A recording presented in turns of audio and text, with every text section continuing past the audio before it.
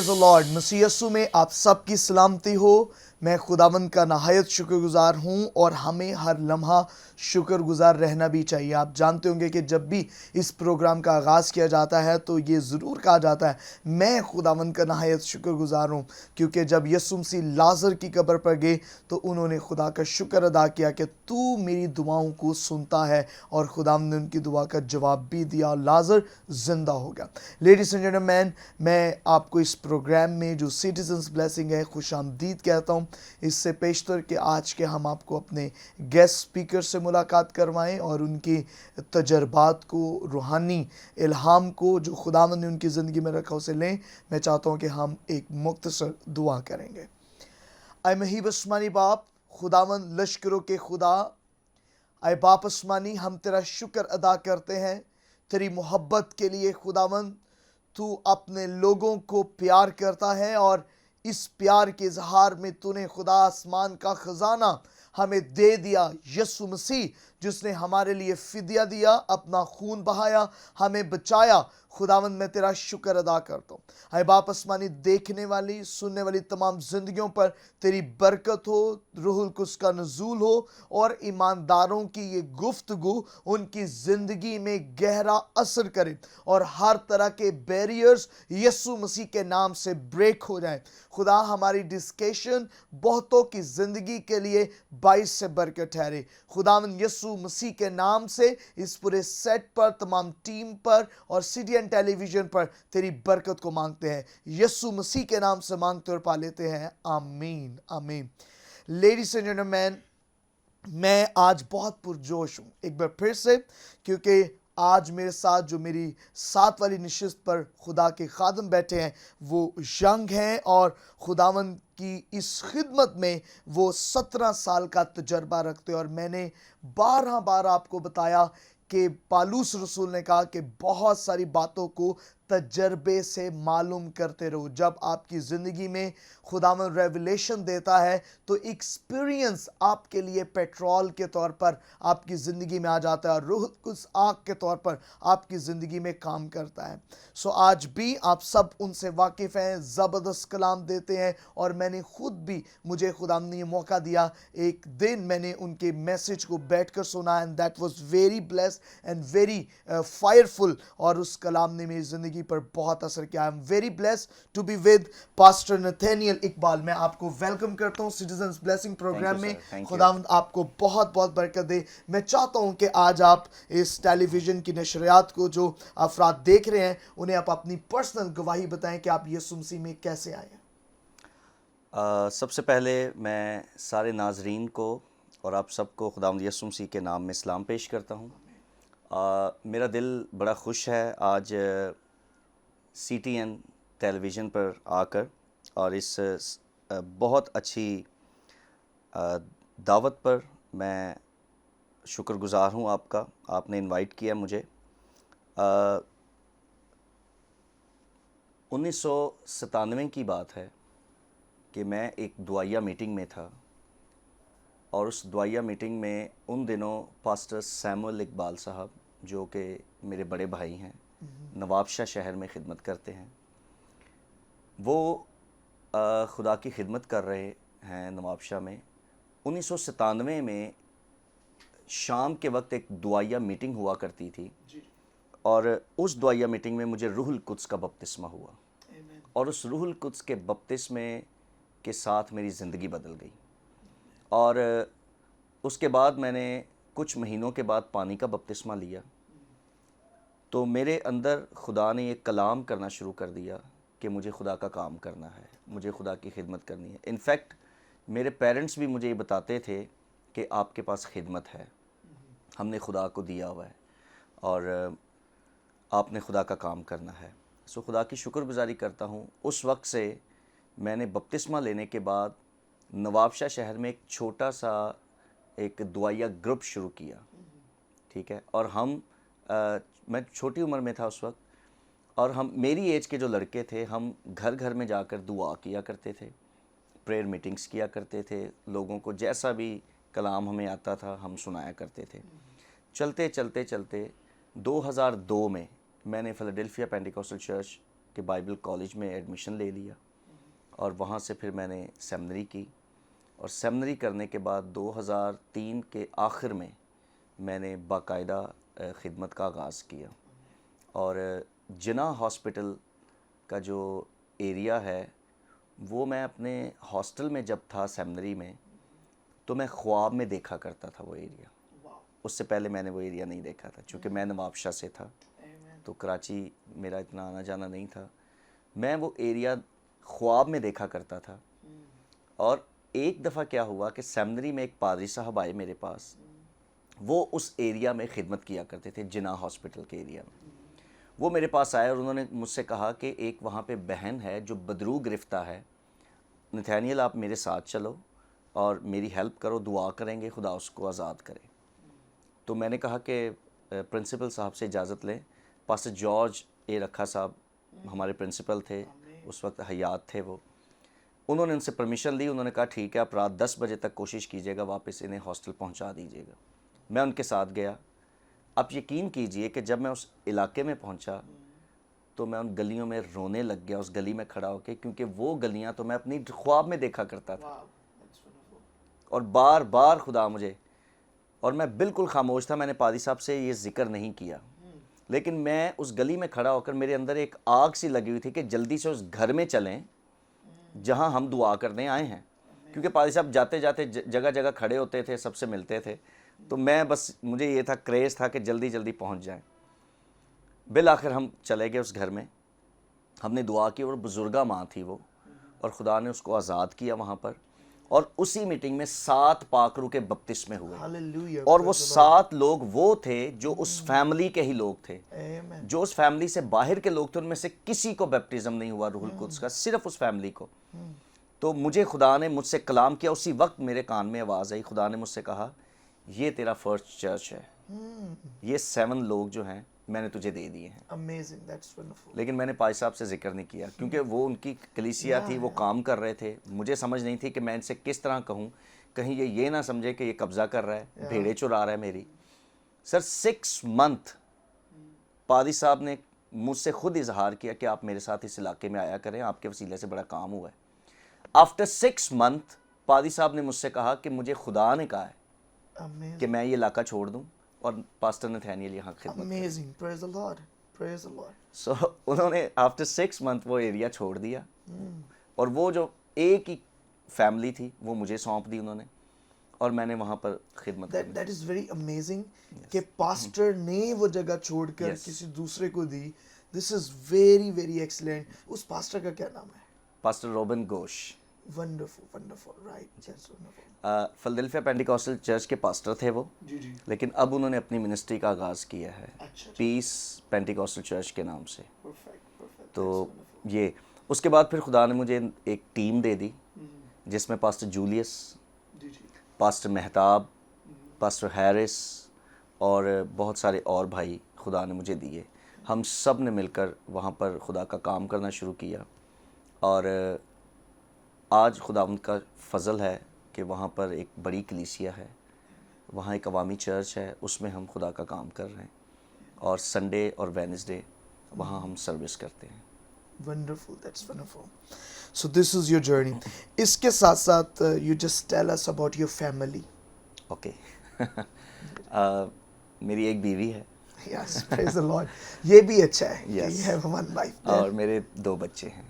मेरी बेटी है 12 साल की और मेरा बेटा है 10 साल का। All right. जी, दोनों पढ़ रहे हैं। Alright. तो वो भी इन्वॉल्व है मिनिस्ट्री में? जी, मेरी वाइफ मेरे साथ इन्वॉल्व हैं खिदमत में, हम सारे मिलकर खुदा का काम कर रहे हैं। Amen, amen. That's wonderful. So आपका जो विजन है वो चर्च प्लांटिंग का है. जी तो मैं चर्च के हवाला से ही आपसे कुछ सवालात करूँगा कि जब हम चर्च प्लांट करते हैं नेसेसरी हमें चर्च कहाँ बनाना चाहिए.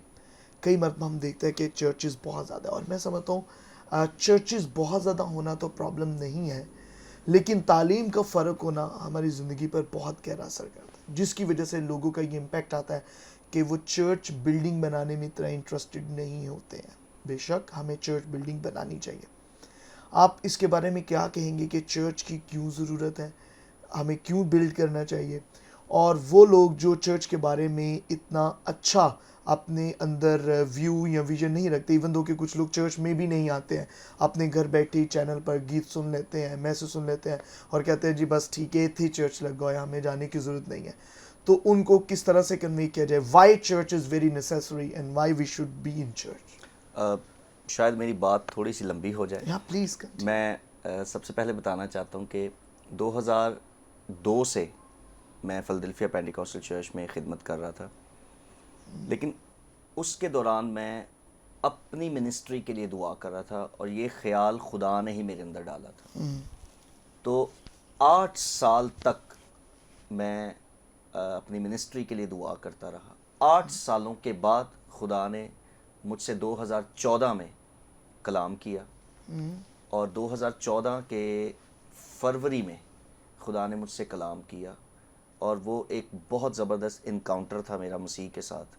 बहुत वंडरफुल एक मुलाकात थी। उस मुलाकात में खुदा ने मुझसे कलाम किया कि अपनी मिनिस्ट्री का आगाज़ कर, और ये एक बड़ी खूबसूरत मुलाकात थी खुदावंद यीशु मसीह के साथ मेरी।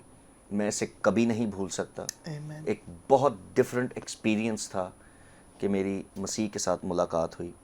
उस मुलाकात में खुदावंद यीशु मसीह ने मुझे इजाज़त दी कि जिस काम के लिए तू 8 सालों से प्रेयर कर रहा है उसका आगाज़ कर जाकर। Amen. और मुझे आवाज़ ये आई कि नीचे जा और आगाज़ कर उसका।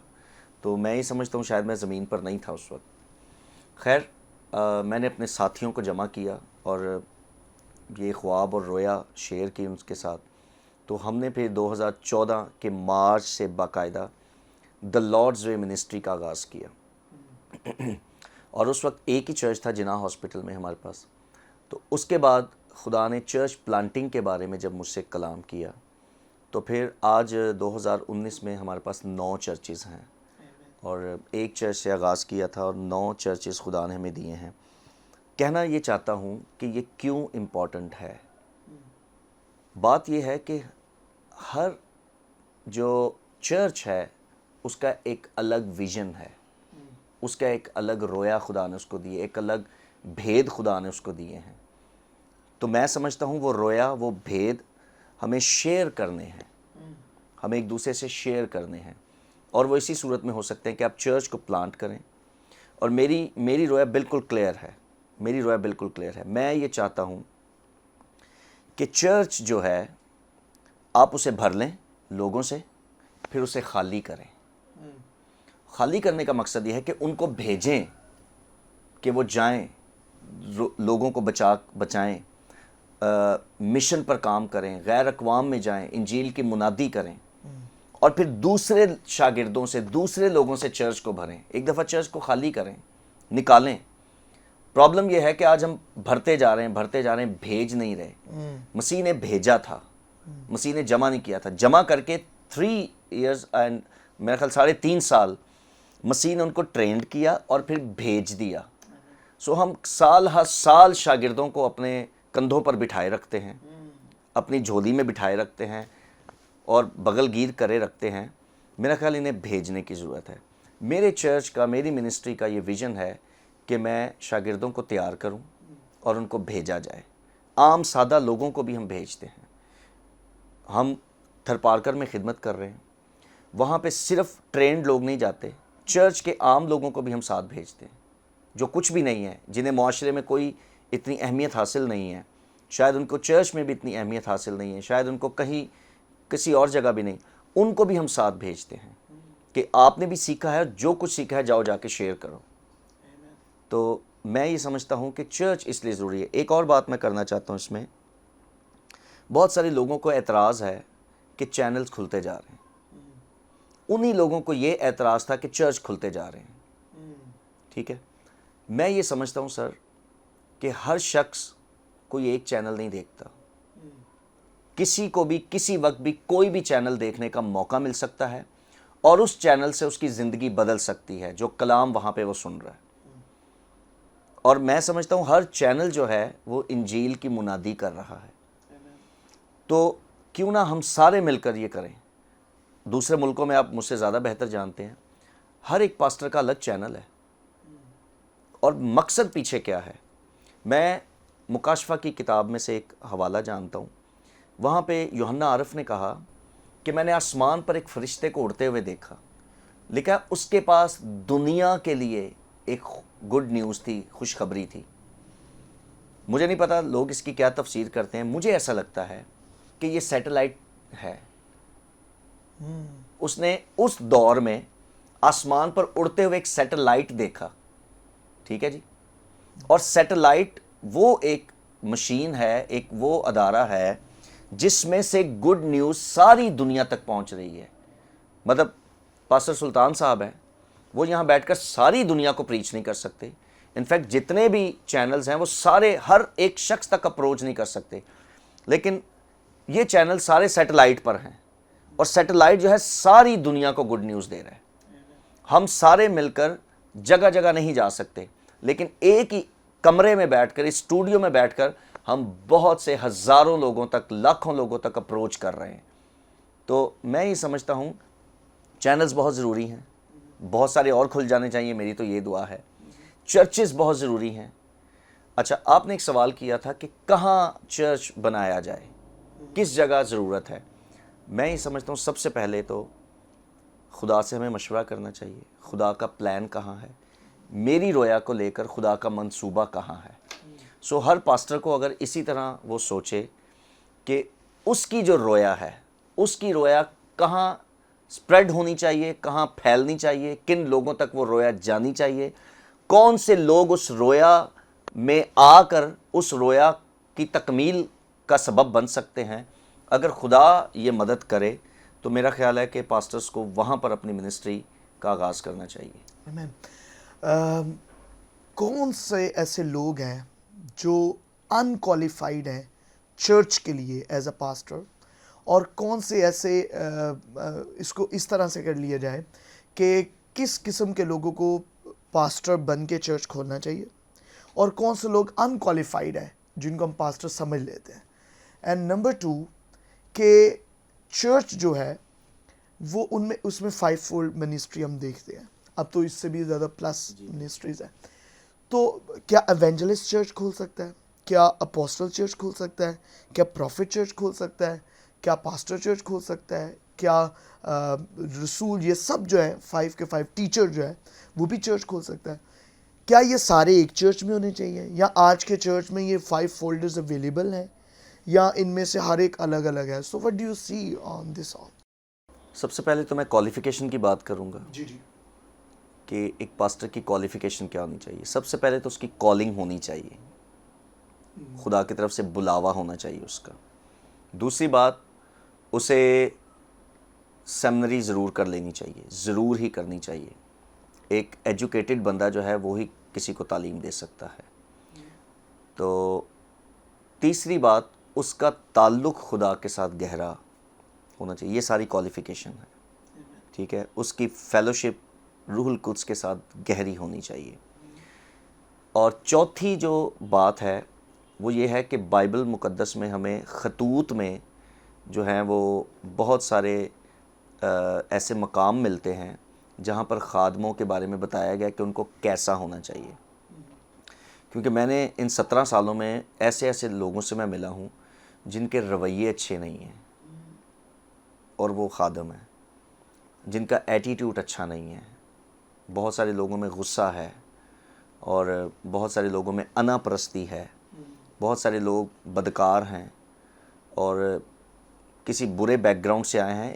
इसमें कोई प्रॉब्लम नहीं है, हर किसी का बुरा बैकग्राउंड हो सकता है, लेकिन एटलीस्ट जब आप खिदमत में आ गए हैं, मिनिस्ट्री में आ गए हैं, तो आपका बुरा करैक्टर नहीं होना चाहिए।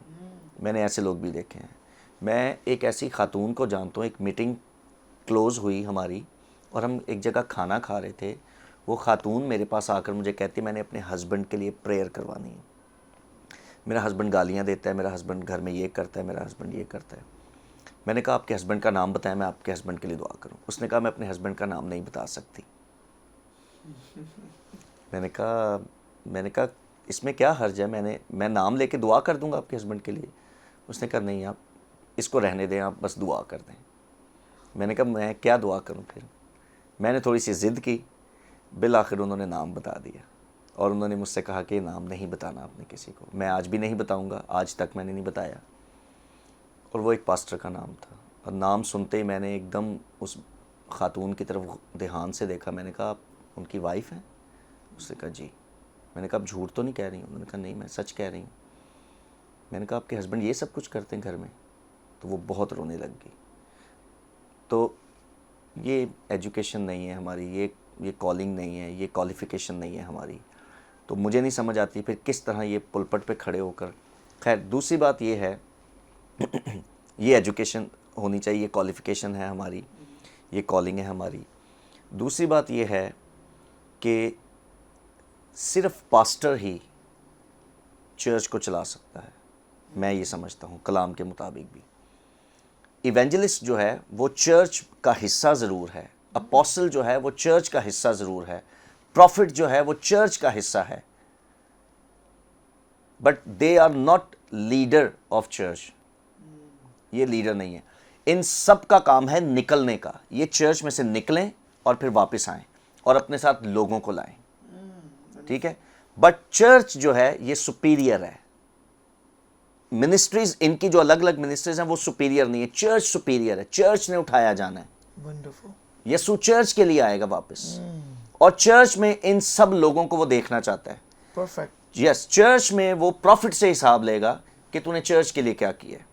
इन सब को, इवेंजलिस्ट को, अपोस्टल को, प्रॉफिट को, टीचर को, पास्टर को, इन सब को चर्च के लिए काम करना है, ठीक है जी।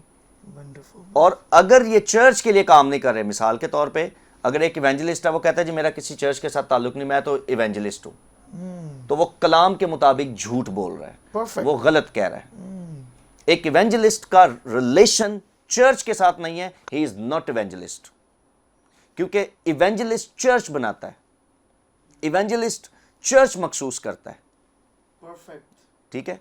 वो जाए, रूहें बचाए, रूहों को लेकर चर्च में लाए। इन सब का काम चर्च को भरना है, पास्टर का काम नहीं है। यस, पास्टर जो है वो जब वो भेड़ें आ जाती हैं फिर उन भेड़ों को चारा देता है, ठीक है जी। उन भेड़ों को वो चारा देता है, उनको राहत के चश्मों के पास बिठाता है। वो ये चरवाहे का काम है, ये पास्टर का काम है। प्रॉफिट जो है वो उन पर प्रोफेसी करता है, उनको आने वाले वक्त के बारे में चर्च को बताता है।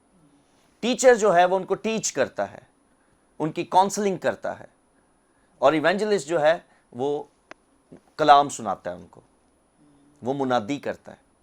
और जो बाहर लोग हैं, जो चर्च से बाहर हैं, जो चर्च नहीं आते, अभी आपने थोड़ी देर पहले बात की, जो चर्च नहीं आते, इवेंजलिस्ट उन तक पहुंचता है। अब प्रॉब्लम यह है कि चर्च में ये सब लोग अपनी जिम्मेदारियां पूरी नहीं कर रहे, इसलिए बेचारे अकेले पास्टर को ये सब कुछ करना पड़ रहा है। वो रूहें भी लाता है, वो भेड़ों को बचा के बाहर से लाता है, फिर उनकी परवरिश भी करता है।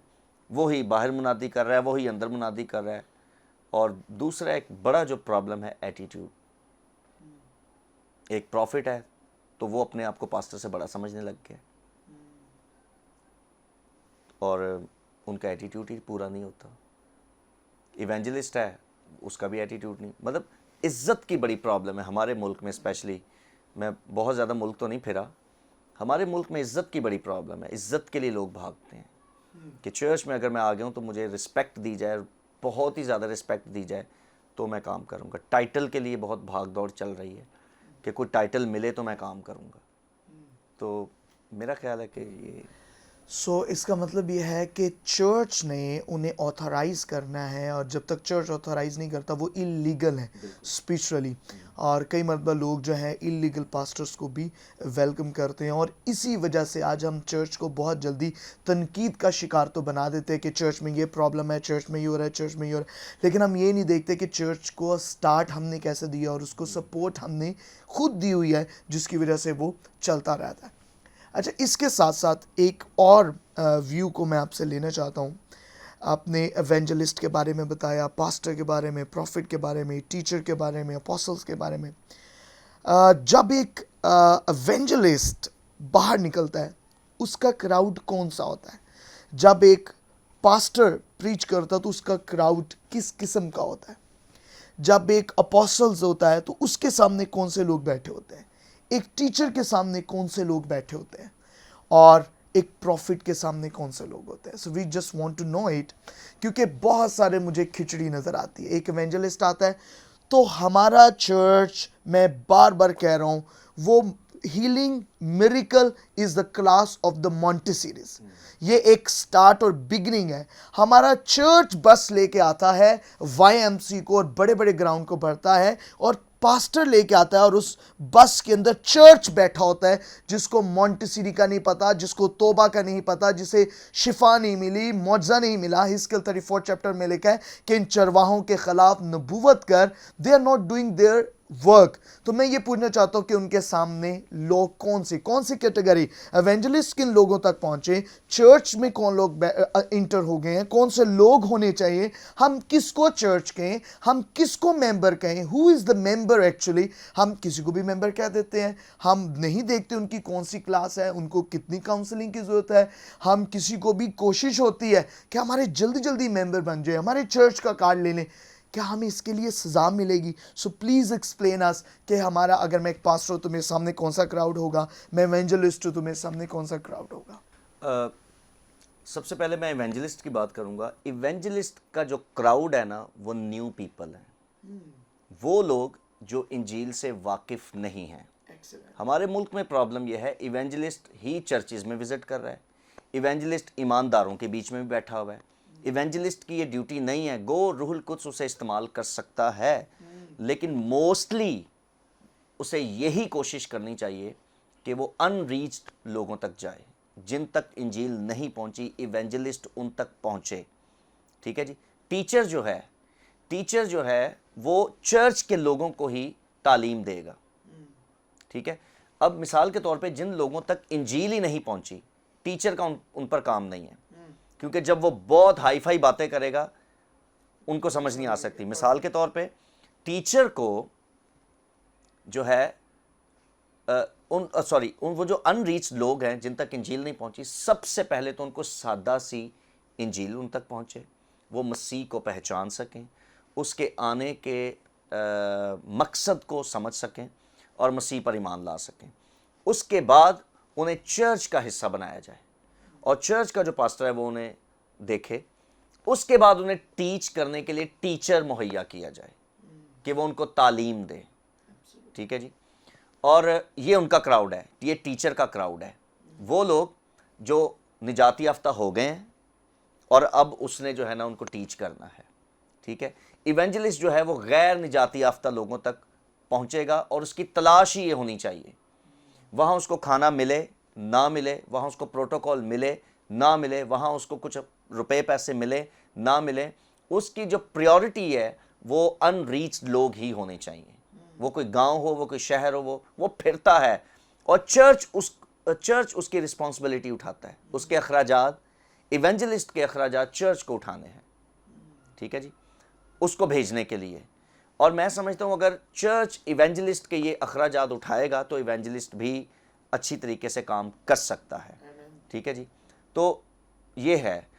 और फिर जो प्रॉफिट है, प्रॉफिट जो है वो गैर निजाती याफ्ता लोग